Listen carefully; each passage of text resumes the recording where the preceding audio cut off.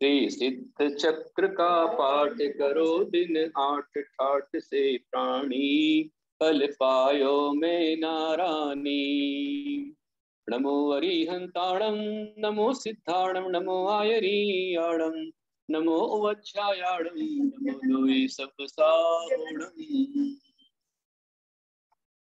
जय बोलो अनंतान सिद्ध परमेश भगवान की जय। देखिए बहुत बढ़िया। तो कोमल विशाल भरत शीतपाल परिवार बैंकॉक थाईलैंड से आपकी यंत्र प्रति आई है। सबसे पहली शुरुआत आपने की, बहुत बढ़िया। मेरा खूब सारा उनको आशीर्वाद है। और भी जो लोग प्रणाम देना चाहे दे सकते हैं। कल हमने सुना था कि हमारे कोटि भट्ट श्रीपाल कथानायक वे 8 वर्ष अंतर मुहूर्त तक गुरुकुल में घर पर रहे और 8 वर्ष के पश्चात वे गुरुकुल में पढ़ने के लिए चले गए। और वहां जाकर के जब वे पढ़ने लगे तो खूब उन्होंने अध्ययन किया, खूब उन्होंने गुरुकुल में रह करके गुरु सेवा की, दिगंबर आचार्यों को खूब उन्होंने वयोरक्ति करी, सेवा की, आहार दान कराया, नित्य साधना की। ऐसी साधना भक्ति करते हुए जब वह 16 साल के हो गए, 16 साल के होने के पश्चात वे गुरुकुल की पढ़ाई पूरी करके पुनः राजमहल में आए। चंपापुर नगर में भव्य स्वागत उनका किया गया और सारी प्रजा के समक्ष उनकी परीक्षा लेने के लिए राजा अरिदमन ने अनेक उपाय किए। उन्होंने रास्ते में, मार्ग में अनेक प्रकार की परीक्षाएं, कहीं राजकुमार श्रीपाल के समक्ष भयानक शेर आ गया, कहीं चीता आ गया, कहीं अग्निकांड देखा। ऐसे अनेक अनेक प्रकार की परीक्षाओं को पास करते हुए श्रीपाल राजमहल में आए। वहां पर उनकी धनुर्विद्या का परीक्षण किया गया, तलवारबाजी, घुड़सवारी, अनेक अनेक परीक्षाएं उन्होंने पास की। उससे बड़ी परीक्षा उन्होंने पास की, रास्ते में कहीं उन्हें गरीब मिले, उन गरीबों को, रोगियों को देख करके उन्होंने उनकी औषधि की, उनकी सेवा की, उनका उपचार किया। ऐसे अच्छे अच्छे कार्यक्रम जब प्रजा ने, प्रधानमंत्री ने देखे तो सारी जनता ने एक आवाज में कहा कि महाराज अरिदमन, आपके पुत्र श्रीपाल अब युवराज बनने के योग्य हैं, इन्हें युवराज बनाया जाए। और जल्दी ही श्रीपाल को युवराज बनाया गया, युवराज बन गए।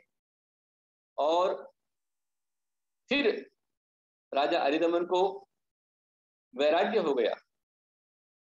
वैराग्य होने पर उन्होंने अपने पुत्र श्रीपाल को राज्य दे दिया और राज्य देकर के वे दीक्षा लेकर के मुनि बन गए। पिता, ये हमारी आगम आर्य संस्कृति है कि जब अपने पैर का जूता अपने पुत्र के पैर में आ जाए तो जिम्मेदारी उसको सौंप करके और आत्म कल्याण करे। यह हमारी प्राचीन परंपरा है।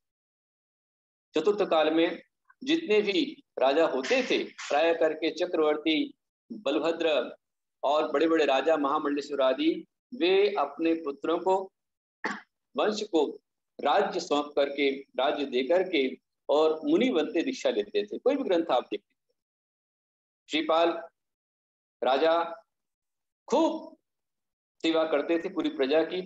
अपनी प्रजा को माता पिता से बढ़कर मानते थे और उनकी सेवा के लिए राजा श्रीपाल ने अपने पूरे चंपापुर नगर में अच्छे अच्छे बड़े बड़े महाविद्यालय बनवाए, अच्छे अच्छे औषधालय बनवाए, धर्मशालाएं बनवाई, भोजनशालाएं बनवाई, अतिथि गृह बनवाए, बड़े बड़े मंदिरों का निर्माण कराया। ये सब कुछ करते हुए अचानक एक समय उनके चंपापुर नगर में रोग फैलने लग गया। एक व्यक्ति कोढ़ हुआ, एक से लेकर दूसरे को हुआ, अनेक लोगों को कोढ़ होने लग गया।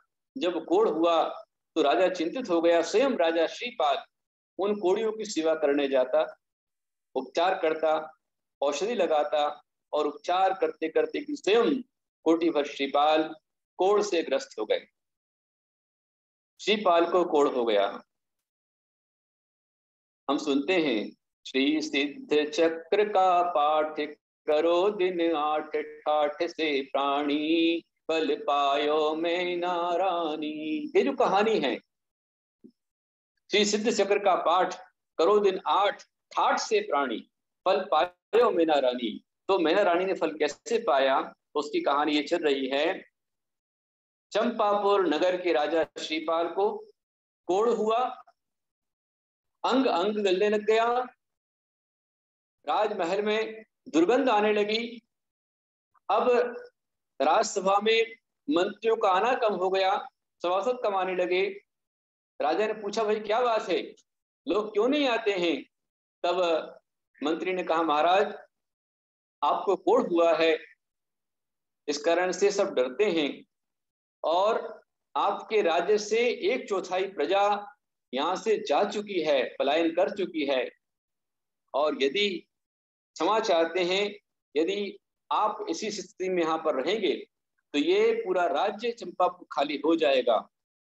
तब प्रजा की रक्षा के लिए उसकी चिंता करते हुए कोटिभट श्रीपाल जो कोढ़ी हो चुके थे, जितने नगर में कोढ़ी थे उन सब कोढ़ियों को साथ में लेकर के नगर के बाहर चले गए।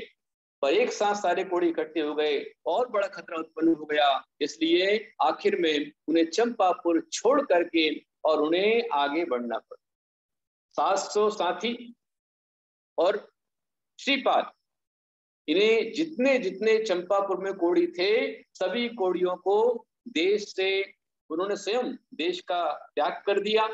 श्रीपाल ने अपने चाचा वीर दमन को राज्य सौंपा कि चाचा ये राज्य आपके पास धरोहर के रूप में है, आप मेरे पिता तुल्य हैं, मैं भी तकलीफ में हूँ, मैं अपना कोढ़ ठीक करके स्वास्थ्य ठीक करके पुनः लौटूंगा और आपसे राज्य ग्रहण करूंगा। तब चाचा वीर दमन ने कहा, बेटा तू मेरा पुत्र है, मैं तेरा पिता तुल्य हूँ, तू चिंता मत कर, मैं राज्य कर रहा हूँ, लेकिन ये तेरा ही राज्य है, जब भी तू आएगा मैं तुझे राज्य सौंप करके मैं अपना कल्याण करूंगा। इस पर बहुत बड़ी जिम्मेदारी आ गई है सोच करके, ये बता करके वीर दमन राजा बन गए और माता कुंद प्रभा को अपने चाचा के पास ही छोड़ करके, चंपापुर छोड़ करके राजा श्रीपाल अपने साथियों के साथ उज्जैन चंपापुर को छोड़ करके वहां से निकल पड़े। जब उनके साथी रोते थे, दुखी होते थे, तब श्रीपाल कहते थे, दुख से घबराओ नहीं मेरे साथी, दुख से घबराओ नहीं मेरे साथी, दुख भी जीवन में मानव का उपकार है, दुख भी जीवन में मानव का उपकार है। दुख सुख में व्यसन प्रमाद बड़े हैं, सुख में व्यसन प्रमाद बड़े, दुख पापों से करता खबरदार है, दुख पापों से करता खबरदार है। दुख से घबराओ नहीं मेरे साथी, दुख भी जीवन में मानव का श्रृंगार है।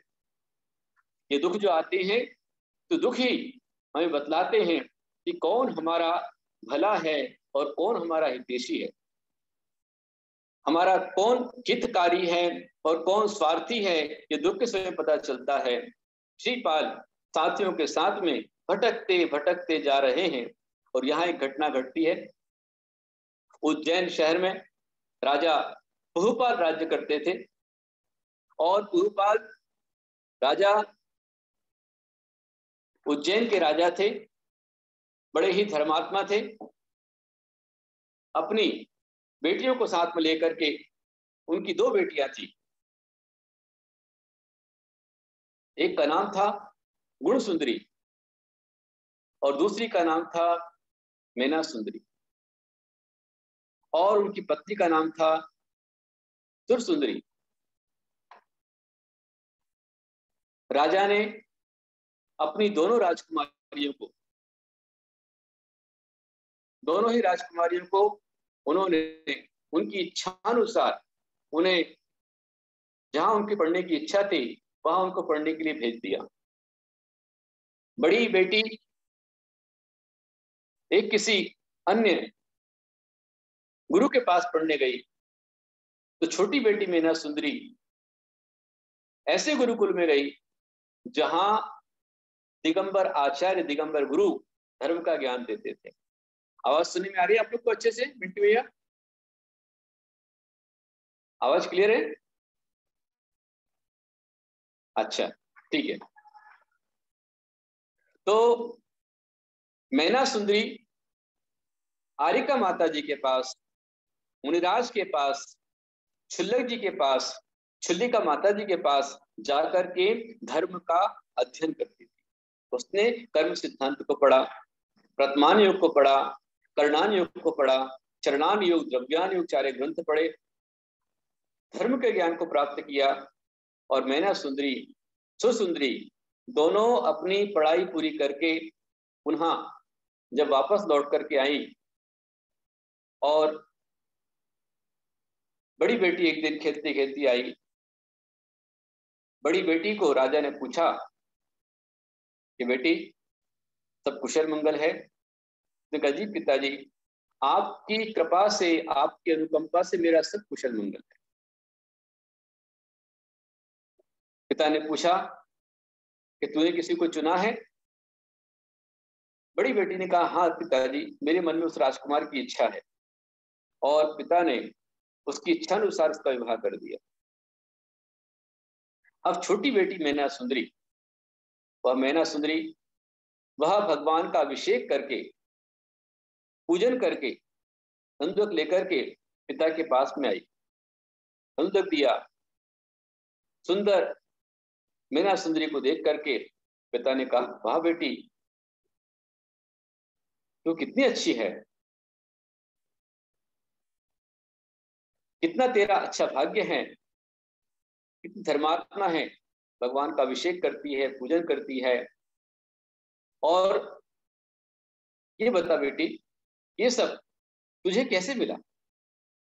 ये सब तूने कैसे पाया?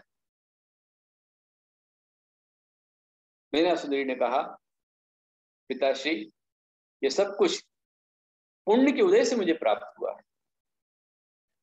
पुण्य का उदय सुनते ही राजा बहुपाल के हृदय में आग लग गई। उसने सोचा था कि मेरी पुत्री कहेगी कि मैं आपकी कृपा से, आपकी अनुकंपा से सब कुछ प्राप्त कर पाई हूं, लेकिन उसने कहा मुझे पुण्य से मिला। अच्छा, इतना बड़ा राज्य, ये बता बेटी कि तू किसके भाग्य का खाती है? उसने कहा पिताश्री, सभी प्राणी अपने अपने भाग्य का खाते हैं, अपने अपने भाग्य से खाते, अपने भाग्य का खाते हैं। यदि सभी अपने भाग्य से नहीं खाते तो मुझे बताइए पिताश्री कि आज मेरे इस उज्जैन शहर में कोई एक लड़की राजकुमारी क्यों है तो दूसरी लड़की भिखारी क्यों है, गरीब कुल में क्यों आई? एक बच्ची गरीब परिवार में, एक बच्चे गरीब के घर में जन्म लेते हैं, एक सेठ के घर में जन्म लेते हैं, एक प्रधानमंत्री के यहाँ जन्म लेते हैं, एक राजा के यहाँ जन्म लेते हैं, तो कौन जन्म दिलाने वाला? इस जन्म में ना सही पर भव में मिलता है, इस जन्म में ना सही पर भव में मिलता है, अपने अपने कर्मों का फल सबको मिलता है, अपने अपने कर्मों का फल सबको मिलता है। मैंने सुंदरी का पिताश्री, सब कुछ जो कुछ मिलता है वो अपने अपने कर्म के उदय से मिलता है। आप मेरे पिता बने, ये मेरा पुण्य है। मैं आपकी पुत्री बनी, मैं राजकुमारी बनी, मुझे माँ मिली, ये मेरा पुण्य है। मैं अपने पुण्य से खाती हूँ, पुण्य का खाती हूँ। ये पुण्य का सुन करके पिता तिल मिला गया, क्योंकि वह ईश्वरवादी था। वो समझता था कि राजा ही ईश्वर है, राजा ईश्वर का अंश है, और जो राजा करेगा वही सब कुछ मिलेगा। उसके अहंकार को चोट लगी, ज्यादा तो कुछ नहीं कहा, लेकिन मन में एक टीस भर गई, एक मन में एक संकल्प बैठ गया, एक मन में विकल्प खड़ा हो गया कि मैं एक ना एक दिन इस लड़की की भाग्य परीक्षा लेकर रहूंगा। भाग्य भाग्य बात करती है ना, देखता हूँ तो भाग्य तो कैसे साथ देता। ये मन में विकल्प आया और मित्रों के साथ में घूमने के लिए बाहर निकला। बाहर निकलते निकलते देखता है कि उसके उज्जैन शहर के बाहर बहुत दूर बड़ी दुर्गंध आ रही। बोले अरे इतना सुंदर उज्जैन शहर, इतना सुंदर बाग बगीचे, इतने फूलों का उद्यान, और यहाँ दुर्गंध, क्या बात है। जाकर देखा तो उद्यान से बाहर बहुत सारे कोड़ी, ऐसे कोड़ी जिनके अंग अंग से कोड़ निकल रहा है, मवाद बह रहा है, पी बह रहा है, खून बह रहा है, नाना प्रकार की दुर्गंध जिनके शरीर से आ रही है। ऐसे अनेक अनेक लोग थे। उनमें से एक ऊपर बैठा था, बाकी सब आसपास थे। मंत्रियों ने कहा महाराज बड़ी दुर्गंध आ रही है, चलिए यहां से। पर राजा ने कहा नहीं, एक बार देखते हैं, मिलते हैं। और एक जो बीच में बैठा था उसको जाकर के राजा ने पूछा कि तुम कौन हो, कहां से आए हो।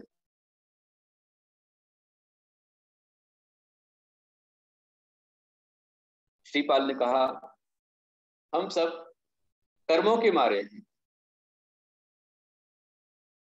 भाग्य हमारा साथ नहीं दे रहा है, हमारा भाग्य रूठ गया है, कर्मों के मारे हम हैं।